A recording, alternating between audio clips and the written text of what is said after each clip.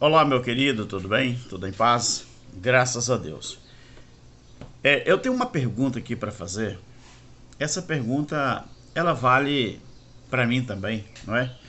Não é só para os futuristas, mas é para todas as pessoas que acreditam que Jesus vai voltar fisicamente. E também para aqueles que acreditam que a obra redentora, ela ainda continua. Ou seja, ela é atemporal. Ainda existe remissão nos dias de hoje? Você acredita que ainda existe remissão nos dias de hoje?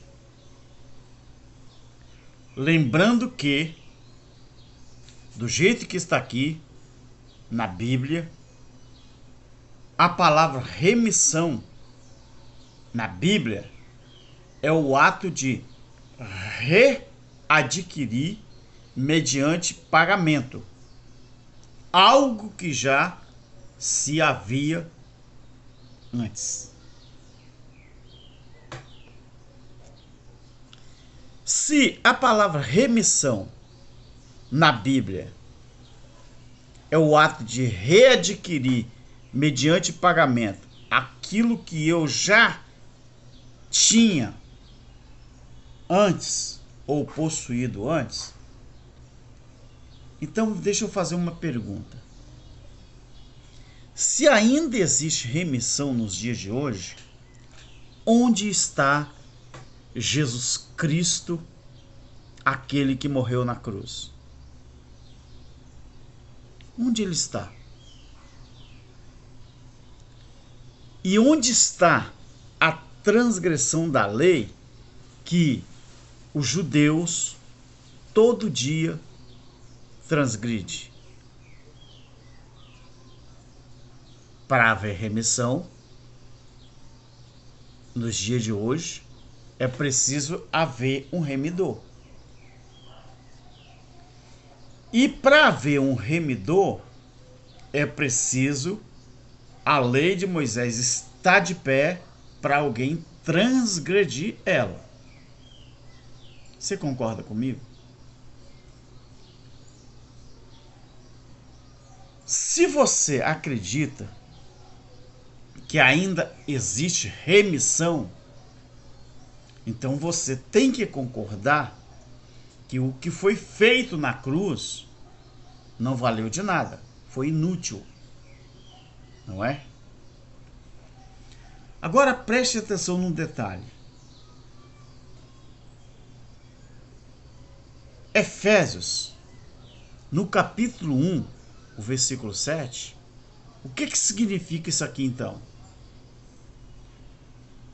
A preposição, este versículo ele começa com uma preposição. Fala assim, ó, nele quem? Uma preposição, um pronome elevado. Nele temos. Olha o verbo possessivo do plural.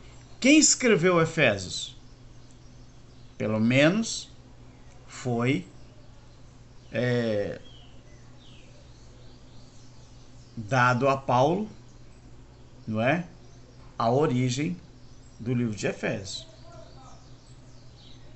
Ele disse assim, ó, nele temos a redenção por meio, outra preposição, por meio do seu sangue, o perdão dos pecados, de acordo com as riquezas da graça de Deus. Perdão dos pecados. Nele temos a redenção por meio de seu sangue, o perdão dos pecados. Quem era visto como pecador desde que as leis de Moisés começou a entrar em vigor? Quem era tido como pecadores? Eu e você do século 21 ou aqueles irmãos desde os tempos da lei até o tempo em que Jesus veio no primeiro século? 1 João 4, 3 e 4. Pecado era a transgressão da lei. Então, o que significa, ou o que significou isso aqui? Efésios 1 e 7. Primeira coisa, resgate, que no caso aqui significa redenção, e redenção significa resgate. Resgate significa redenção por meio de Jesus Cristo. Outra preposição, por meio, ou através de, ou nele. Então, se resgate significa redenção por meio de Jesus Cristo, temos o cancelamento da escrita de dívida que eles, os judeus, tinham por causa do pecado, ou seja, a morte. Beleza. Mas olha o que diz aqui em Hebreus, no capítulo 2, versículo 14 e 15. Portanto, visto que os filhos participam da carne e do sangue, também advérbio, ele, pronome, participou das mesmas coisas, para que, pela preposição ou através de sua morte, aniquilasse quem tinha o império da morte, isto é, o diabo, e livrasse a todos os que com medo da morte estavam por toda a vida sujeitos à escravidão.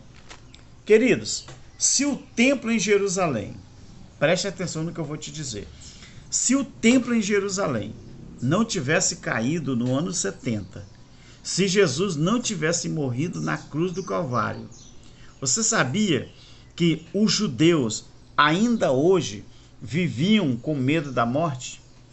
Os judeus ainda hoje eram transgressores da lei de Moisés?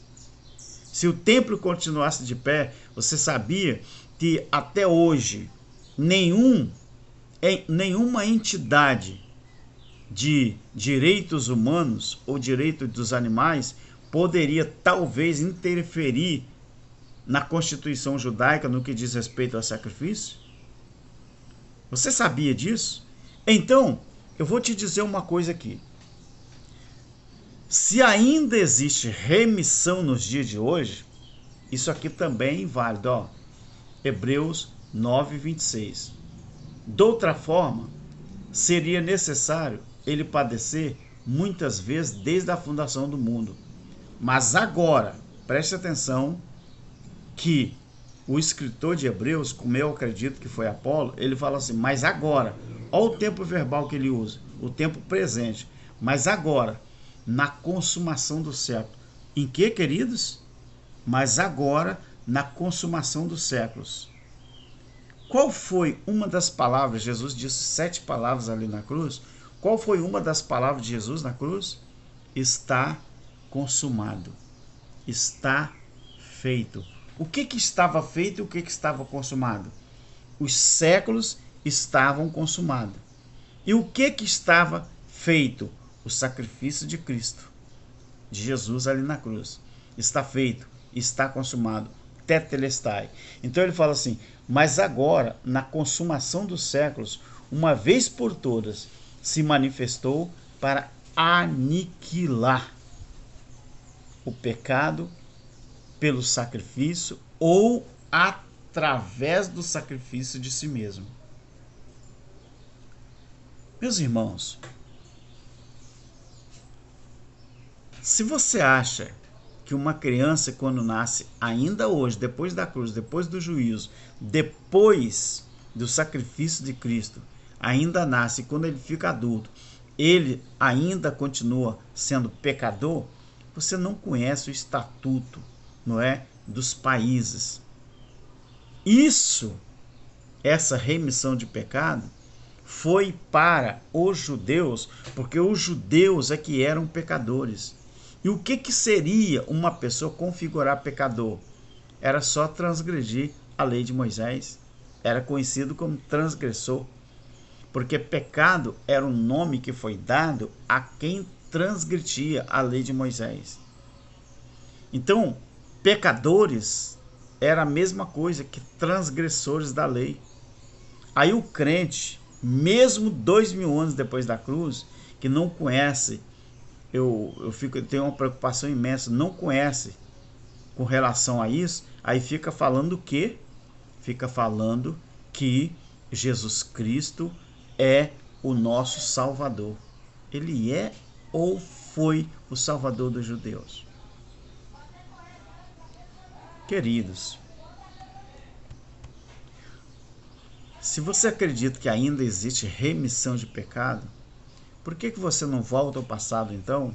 Tenta trazer Jesus de volta, o personagem, e tenta reerguer as leis de Moisés, e tenta reconstruir o templo em Jerusalém, e também você tenta voltar aos sacrifícios que havia na época da lei.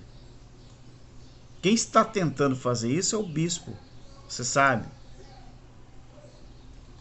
Aquele lá, não é, que está tentando reerguer. O templo já reergueu, a Arca da Aliança também, trouxe o sacerdote de volta também, e muita gente acredita. Mas acredita por quê? Porque não acredita na obra do sacrifício de Cristo ali no Calvário, aquele sacrifício vicário. Pelo amor de Deus, acredite na Bíblia, ou você nunca será livre para viver o Evangelho eterno. Deus te abençoe. Tchau.